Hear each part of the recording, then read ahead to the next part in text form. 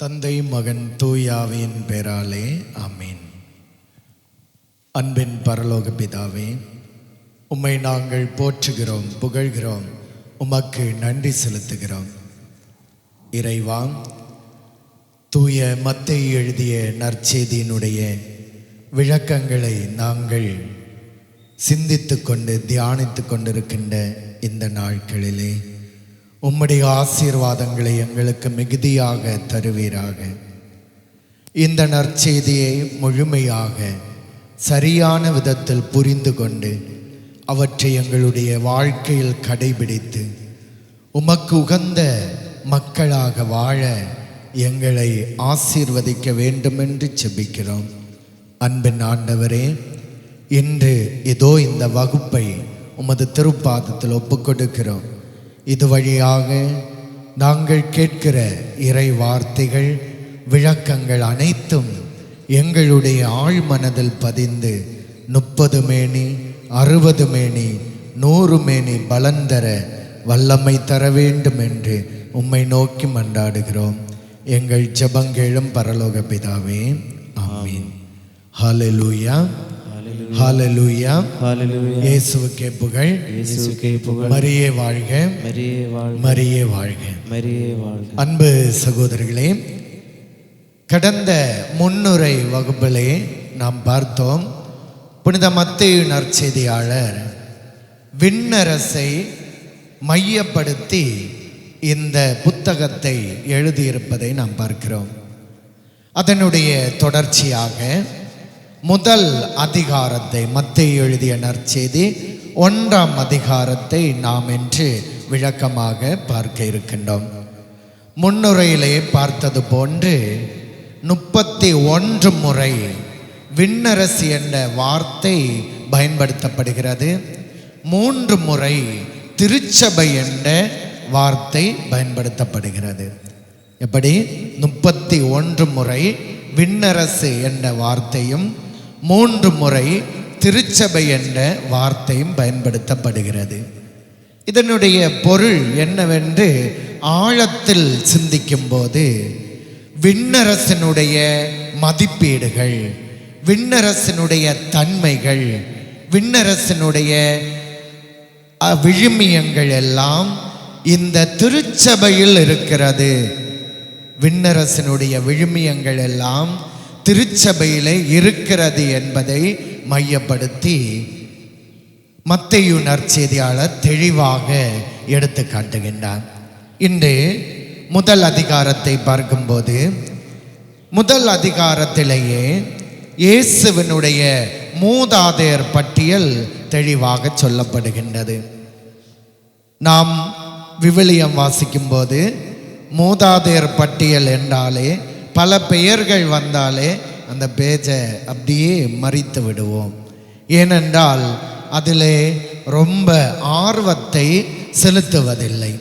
ஆனால் இயேசுவினுடைய மூதாதையர் பட்டியலை வாசிக்கும் போது அநேக ஆசீர்வாதங்கள் அதில் தங்கியிருப்பதை, அநேக விண்ணரசினுடைய தன்மைகள் இணைந்திருப்பதை நமக்கு பார்க்க முடியும். இங்கு பார்க்கும்போது அந்த பட்டியலிலே சொல்லப்படுகின்ற 75 விழுக்காடு மனிதர்களுடைய பெயர்களும் அரசர்களுடைய பெயர்கள். இஸ்ரேல் மக்களை ஆட்சி செய்த அரசர்களுடைய பெயர்களை தான் அங்கு சுட்டி காட்டப்படுகிறது. அத்தோடு இணைத்து 4 பெண்களுடைய பெயர்களை சொல்லப்படுகின்றது. 4 பெண்கள். எத்தனை பெண்கள்? 4 பெண்கள் பெயரை இங்கு சுட்டி காட்டப்படுகிறது. இந்த 4 பெண்களுமே விவிலியத்திலே பழைய ஏற்பாடு புத்தகத்திலேயே காணப்படுகின்ற பெண்கள். இவர்களுடைய வாழ்வை சற்று அலசி ஆராய்ந்து பார்க்கும்போது மிகவும் மோசமான பெண்களாக சித்தரிக்கப்படுகின்றார்கள். மோசமான பெண்களாக, விபச்சாரம் செய்கின்ற பெண்களாக இவர்கள் சுட்டி காட்டப்படுகின்றார்கள். நம்முடைய மனதிலே ஒரு கேள்வி எழலாம். இயேசுவினுடைய இந்த பட்டியலிலே ஏன் இந்த விபச்சாரம் செய்யக்கூடிய, தவறு செய்யக்கூடிய, தவறில் பலவீனத்தால் விழுந்த மக்களுடைய பெயர்கள் சேர்க்கப்பட வேண்டும் என்று ஆச்சரியமாக பார்க்கலாம். யூதர்களுடைய பாரம்பரியம்படி மூதாதையர் பட்டியல் எழுதும்போது ஒருபோதும் பெண்களுடைய பெயர்களை சுட்டி காட்டுவது இல்லை. ஆண்களுடைய பெயர்களை மட்டுமே சுட்டி காட்டுவார்கள். ஹல்லேலூயா, ஹல்லேலூயா, ஹல்லேலூயா. ஆனால் இங்கு பெண்களுடைய பெயர்கள் சுட்டி காட்டப்படுகிறது. ஏனென்றால் அதற்கு ஒரு இறையியல் சிந்தனையை மத்தேயு நற்செய்தியாளர் நமக்கு வழங்குகின்றார். இந்த பெண்களை முதலில் பார்ப்போம். முதலாவதாக தாமார். 3வது வசனத்திலே நாம் பார்க்கிறோம். தாமாரை பற்றி சொல்லப்படுகிறது. இது தொடக்க நூல் 38ஆம் அதிகாரத்திலே தாமாரும் யூதாவும் பற்றி அழகாக சொல்லப்படுகின்றது. இந்த பெண்மணியை பாவம் செய்கின்ற பெண்மணியாக சித்தரிக்கப்பட்டு வெளிப்படுத்தப்படுகின்றதாக நாம் பார்க்கிறோம். 2வது பெண்மணி ராகாப். அதாவது 5வது வசனத்திலே சுட்டி காட்டப்படுகிறது இந்த பெண்மணியுடைய பெயர். பழைய ஏற்பாடு புத்தகத்திலே யோசுவா இஸ்ரேல் மக்களை வழி நடத்தி வரும்போது எரிக்கோ மதில் தடையாக இருக்கிறது. ஹல்லேலூயா, ஹல்லேலூயா.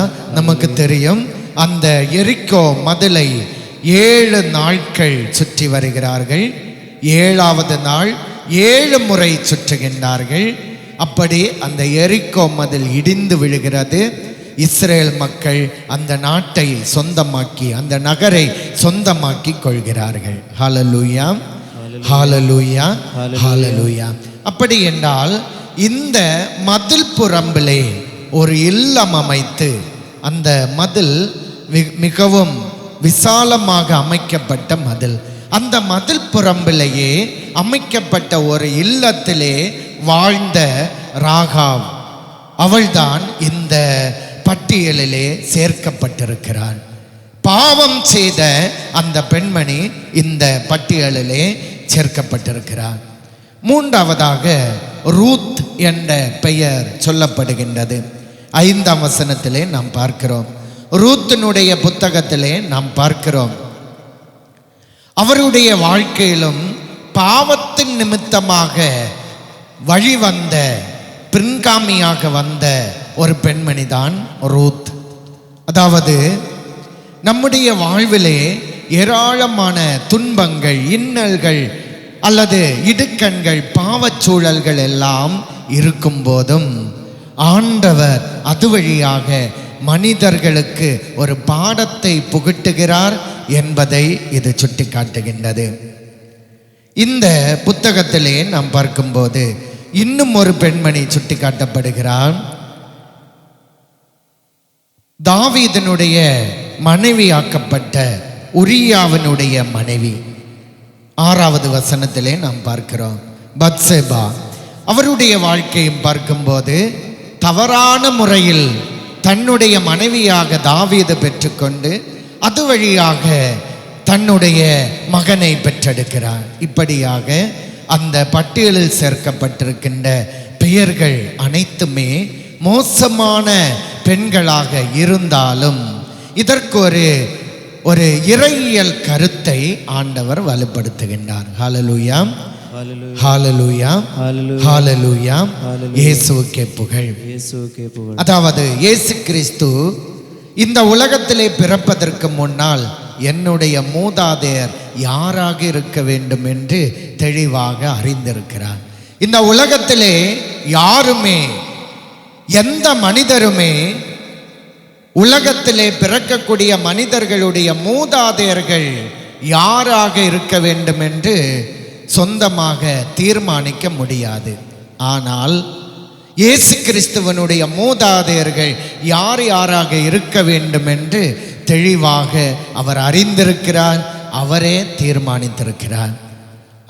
அதனுடைய பொருள் என்னவென்றால், இயேசு கிறிஸ்துவனுடைய பரம்பரையை எடுத்து பார்க்கும்போது அங்கு பாவிகள் இருக்கிறார்கள், தவறு செய்தவர்கள் இருக்கிறார்கள். அவர்கள் எல்லோரும் இயேசுவை சொந்தம் கொண்டாடக்கூடிய அளவிலேயே இந்த பட்டியல் அமைக்கப்பட்டிருக்கிறது.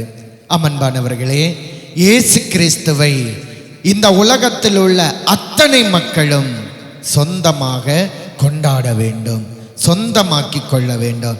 இவர் என்னுடைய இயேசு, இவர் என்னுடைய இயேசு என்று சொல்லக்கூடிய அளவிற்கு, எல்லோருமே ஏற்றுக்கொள்ளக்கூடிய அளவிற்கு இந்த மூதாதையர் பட்டியலிலே இப்படிப்பட்ட பெயர்கள் சேர்க்கப்பட்டிருக்கிறது. இது புனித மத்தேயு நற்செய்தியினுடைய ஒரு தனித்தன்மையாக நாம் பார்க்கிறோம். மத்தேயு நற்செய்தியினுடைய மிகப்பெரிய தனித்தன்மை. இன்னும் பார்க்கும்போது இயேசு கிறிஸ்துவனுடைய வாழ்வை மிக தெளிவாக சிறுமை பருவத்திலிருந்து வரிசையாக அடுக்கி அமைத்ததை போன்று மத்தேயு நற்செய்தியாளர் நமக்கு தருகின்றான். ஹல்லேலூயா, ஹல்லேலூயா, உரத்த குரலில் ஹல்லேலூயா, இயேசுவுக்கே புகழ், மரியே வாழ்க, மரியே வாழ்க, மரியே வாழ்க.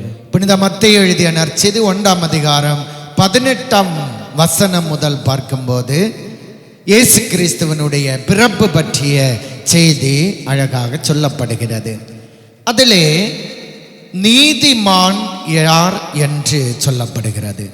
நீதிமானுக்குரிய பண்புகள் என்ன என்று சொல்லப்படுகிறது. நீதிமான் யார் என்று ஒரு மனிதரை, ஒரு நபரை சுட்டிக்காட்டி மத்தேயு நற்செய்தியாளர் எடுத்து காட்டுகின்றார். ஹல்லேலூயா, சத்தமா ஹல்லேலூயா, ஹல்லேலூயா, ஹல்லேலூயா, ஹல்லேலூயா. மத்தேயு நற்செய்தியாளர் ஒரு மனிதரை அப்படியே சூண்டி காமிக்கிறார். இவர்தான் நீதிமான் என்று தெளிவாக எடுத்து காட்டுகின்றார். அவர் யார் என்றால் புனித யோசேப்பு. புனித மத்தேயு எழுதிய நற்செய்தி 1ஆம் அதிகாரம் 18ஆம் வசனத்திலே நாம் வாசிப்போம். அவருடைய தாய் மரியாவுக்கும் யோசேப்புக்கும் திருமண ஒப்பந்தம் செய்யப்பட்டிருந்தது. அவர்கள் கூடி வாழும் முன் மரியா கருவுற்றிருந்தது தெரிய வந்தது. ஹல்லேலூயா, ஹல்லேலூயா, ஹல்லேலூயா. இந்த நீதிமான் என்று சொல்லப்பட்ட மனிதர் புனித யோசேப்பு தனக்கு மன ஒப்பந்தமான மரியாவை மன ஒப்பந்தம் செய்த பிறகு ஒரு செய்தியை கேட்டு அப்படியே மறைமுகமாக விலக்கிவிட தீர்மானிக்கிறார். என்ன செய்தி என்று நமக்கு தெரியும். என்ன செய்தி? ஆண்டவருடைய பிறப்பு அன்னை மரியாள் வழியாக உருவாகுவதை, அன்னை மரியாள் இதோ கருவுற்றிருக்கிறாள் என்பதை யோசேப்பு தெரிய வருகிறார். அன்னை மரியாள் இதோ கருவுற்றிருக்கிறாள். தனக்கு மன ஒப்பந்தமான அன்னை மரியாள் இதோ கருவுற்றிருக்கிறாள். யூதர்களுடைய முறைப்படி பார்க்கும்போது ஒரு வருடத்திற்கு முன்னால் திருமண நிச்சயம் செய்யப்படுவார்கள். அன்று முதல் அவர்கள் கூடி வாழ வேண்டும் என்பது இல்லை, அவர்கள் பேச வேண்டும் என்று கூட இல்லை. ஆனால் இந்த நாட்களிலே யோசேப்பு அன்னை மரியாவோடு கூடி வாழ்வதற்கு முன்னால் அன்னை மரியாள் இதோ கருவுற்றிருக்கிறார் என்று கேள்விப்படுகிறார். ஹல்லேலூயா, இயேசுவுக்கே புகழ், மரியே வாழ்க, மரியே வாழ்க. இந்த காலகட்டத்தில் யோசேப்புக்கு அன்னை மரியாவை பல இன்னல்களுக்கு விட்டு கொடுக்கலாம். அதாவது மோசையினுடைய சட்டப்படி கணவன் இல்லாமல் கருத்தரிக்கின்ற பெண்கள் கல்லால் எறிந்து கொல்லப்பட வேண்டும் என்று சட்டம் இருந்தது. அப்படிப்பட்ட சூழலிலே அன்னை மரியாவை சமூகத்திற்கு விட்டு கொடுத்திருக்கலாம், கல்லெறிவதற்காக விட்டு கொடுத்திருக்கலாம். ஆனால் யோசேப்பு அப்படி செய்யவில்லை. இரண்டாவதாக, அன்றைய காலகட்டத்திலே நிலவியிருந்த ஒரு பெரிய கொடூரமான தண்டனை என்னவென்றால், ஈட்டியை நாட்டி வைத்து அதனுடைய மேல் தண்டனை பெறக்கூடியவர்களை கோர்த்து வைத்து அவர்களை தண்டிக்கக்கூடிய ஒரு வழக்கம். அந்த தண்டனைக்கும் யோசேப்பு மரியாவை விட்டு கொடுக்கவில்லை. ஹல்லேலூயா, ஹல்லேலூயா, ஹல்லேலூயா, ஹல்லேலூயா, ஹல்லேலூயா. ஹல்லேலூயா. இப்படி பார்க்கும்போது அன்னை மரியாவை யோசேப்பு தண்டனைக்கு உட்படுத்த விடவில்லை. மாறாக என்ன செய்தார்? மூன்றாவது ஒரு செயலை செய்கிறார். மறைமுகமாக விலக்கிவிட தீர்மானிக்கிறார். மறைமுகமாக விலக்கிவிட்டால் எந்த பிரச்சனையும் இல்லை. அங்கிருந்து யோசேப்பு மறைமுகமாக சென்றால் போதும்.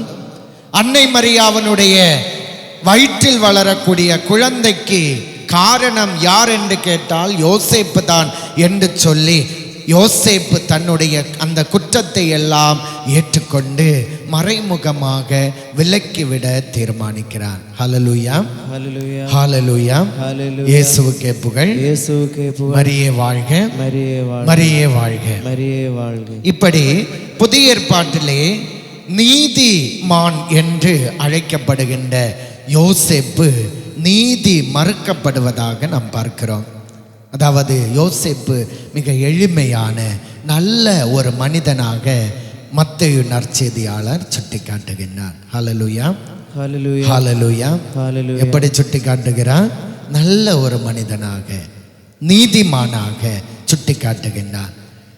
நாம் ஆழத்தில் சிந்திக்கும் போது யோசேப்பு நீதிமானாக இருந்தாலும் நீதி அவருக்கு கொடுக்கப்படுகிறதா என்று கேட்டால் இல்லை. நீதி கொடுக்கப்படுகிறதா? இல்லை. இங்கு பார்க்கும்போது யாரை தண்டனைக்கு கொடுக்கப்பட அல்லது தண்டனைக்கு உட்படுத்த வேண்டுமோ அந்த பெண்மணியை தனதாக்கி கொள்ளுகின்றார்.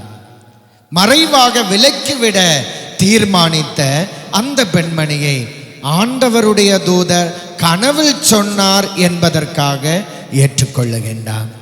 அமன்பானவர்களே, நம்முடைய மூதாதையர்களுடைய பட்டியலிலே இப்படிப்பட்ட பாவங்கள் செய்த பெண்மணிகள் பொறிக்கப்பட்டிருந்தாலும் அவர் வழியாக பிற்காலத்திலே ஒரு நன்மைத்தனத்தை உருவாக்குவதற்காக பல நீதிமான்களை கடவுள் ஆங்காங்கே தேர்வு செய்கின்றார்.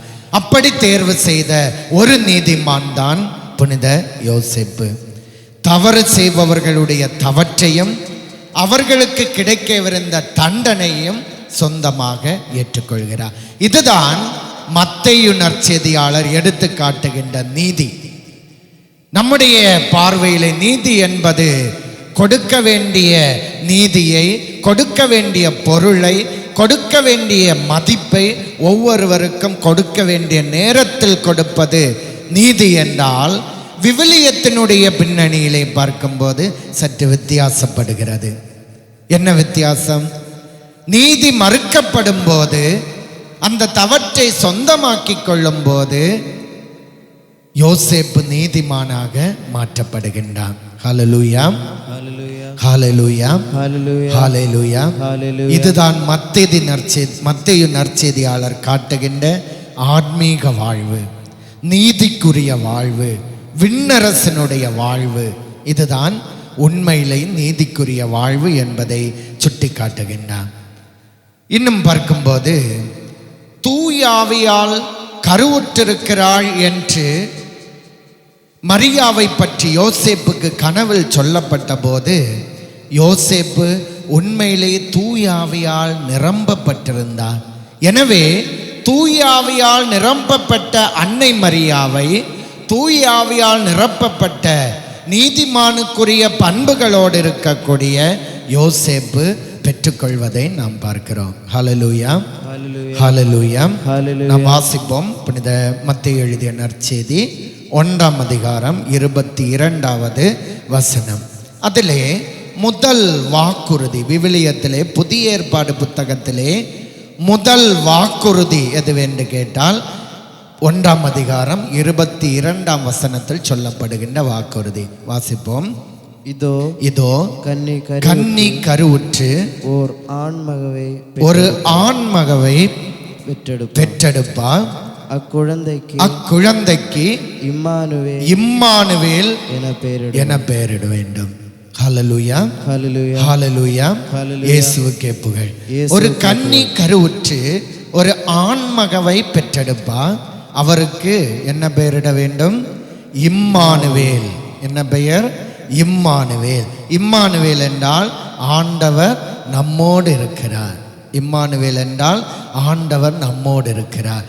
ஆண்டவர் நம்மோடு இருக்கிறார் என்று சொல்லக்கூடிய பெயருடைய ஒரு குழந்தையை நீ பெற்றெடுக்க வேண்டும் என்று முன்னறிவிக்கப்பட்ட இறைவார்த்தை. எப்படி? முன்னறிவிக்கப்பட்ட இறைவார்த்தை யோசேப்பு வழியாக அன்னை மரியாவிலே நிறைவேறுவதாக நாம் பார்க்கிறோம். ஹல்லேலூயா, ஹல்லேலூயா, சத்தமா ஹல்லேலூயா, ஹல்லேலூயா. இயேசுவுக்கே புகழ், இயேசுவுக்கே புகழ். மத்தேயு நற்செய்தியாளருக்கு ஒரு தனித்தன்மை உண்டு. பழைய ஏற்பாடு புத்தகத்திலே நடந்த நிகழ்வுகளை எடுத்துக்கொண்டு இந்த வார்த்தையின்படி இதோ நிறைவேறுகிறது என்று புதிய ஏற்பாடு புத்தகத்திலே சொல்லி காட்டுகின்றார். அதாவது பழைய ஏற்பாடு புத்தகத்தினுடைய நிறைவு புதிய ஏற்பாடு புத்தகம். பழைய ஏற்பாடு புத்தகத்தினுடைய அத்தனை நிகழ்வுகளும் இங்கே புதிய ஏற்பாடு புத்தகத்திலே நிறைவடைவதாக நாம் பார்க்கிறோம். எனவேதான் இந்த இறைவாக்கினருடைய அந்த இறை வசனத்தை சுட்டி காட்டிக்கொண்டு அன்று சொல்லப்பட்ட இறை வார்த்தை இங்கு இவ்வாறு நிறைவேறியது என்று தெளிவாக சுட்டி காட்டுகின்றார். ஹல்லேலூயா, ஹல்லேலூயா, ஹல்லேலூயா, ஹல்லேலூயா. இயேசுவுக்கே புகழ், இயேசுவுக்கே புகழ். மரியே வாழ்க. மரியே வாழ்க. ஒரு கனவு கண்டதால் தன் வாழ்வை கடவுளுக்காக முழுமையாக அர்ப்பணமாக்கிய ஒரு நீதிமானாகிய யோசேப்பை பற்றி நாம் பார்த்து கொண்டிருக்கிறோம். இவருடைய வாழ்க்கையிலே பார்க்கும்போது அவர் பேசியதாக நான் சொல்லுகிறேன் அல்லது அவர் இவ்வாறு சொன்னார் என்று எந்த வசனமும் சொல்லப்படவில்லை. யோசேப்பு பேசியதாக விவிலியத்தில் எங்கேயாவது சொல்லப்பட்டிருக்கிறதா? இல்லை. எங்குமே அவர் பேசியதாக சொல்லப்படவில்லை.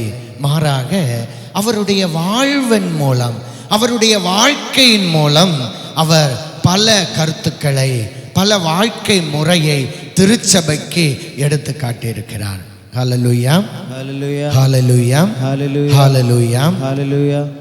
இந்த விவிலியத்தை பொறுத்தவரையிலே நீதி முழுமையாக மறுக்கப்பட்ட ஒரு நபர் யார் என்று கேட்டால் புனித யோசேப்பு. அதற்கு உதாரணமாக பார்க்கும் என்றால், இதோ கருவுற்றிருக்கிற பெண்மணியை நீ மனைவியாக ஏற்றுக்கொள்ள வேண்டும் என்று கட்டளையை ஆண்டவருடைய தூதர் கொடுக்கிறார்.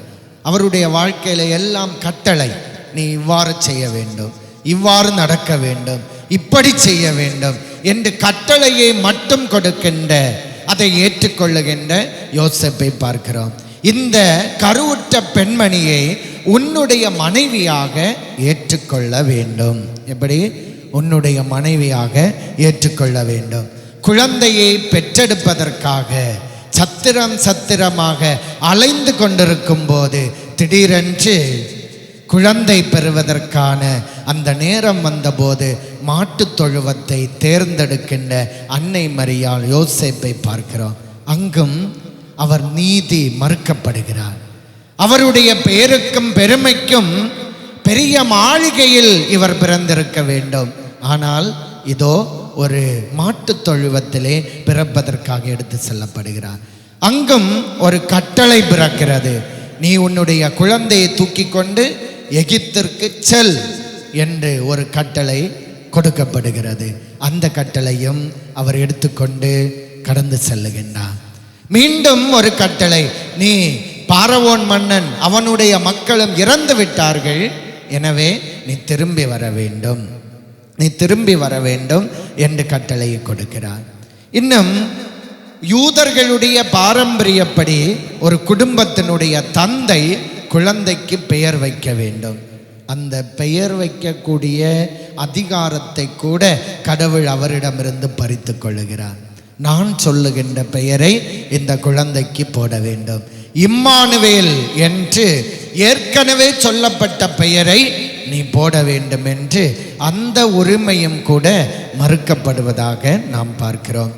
இவ்வாறு பல முறைகளிலே அவருடைய நீதித்தன்மை, நீதி மறுக்கப்படுகிறது என்றாலும் அவருடைய வாழ்வு நீதிமானுக்குரிய வாழ்க்கையாக இருக்கிறதாக நாம் பார்க்கிறோம். ஹல்லேலூயா, ஹalleluya, ஹல்லேலூயா. ஹalleluya. இந்த நீதிமானுக்குரிய விண்ணக பேரின்பத்தை அல்லது விண்ணகத்தினுடைய விழுமியங்களை தன்னுடைய வாழ்க்கையிலே வாழ்ந்து காட்டி திருச்சபைக்கு ஒரு யோசேப்பு என்ற புனிதரை நமக்கு தந்திருக்கிறது என்றால் நாம் எல்லோரும் அவருடைய வாழ்க்கையை பின்பற்றக்கூடியவர்களாக இருக்க வேண்டும்.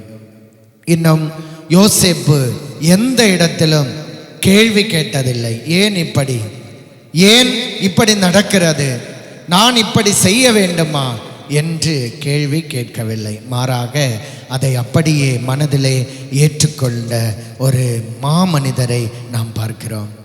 விவிலியத்திலே ஒரு பெண்மணியை, பாவம் செய்த பெண்மணியை, விபச்சாரத்தில் பிடிபட்ட பெண்மணியை பிடித்து கொண்டு கல்லெறிவதற்காக இயேசுவினுடைய முன்னால் வருகிற நிகழ்வு நீங்கள் வாசித்திருப்பீர்கள். அதிலே ஆண்டவருடைய முன்னால் கல்லையும் எடுத்துக்கொண்டு வருகிறார்கள். இதோ இந்த பெண்மணி கையும் களவுமாக பிடிக்கப்பட்டிருக்கிறாள்.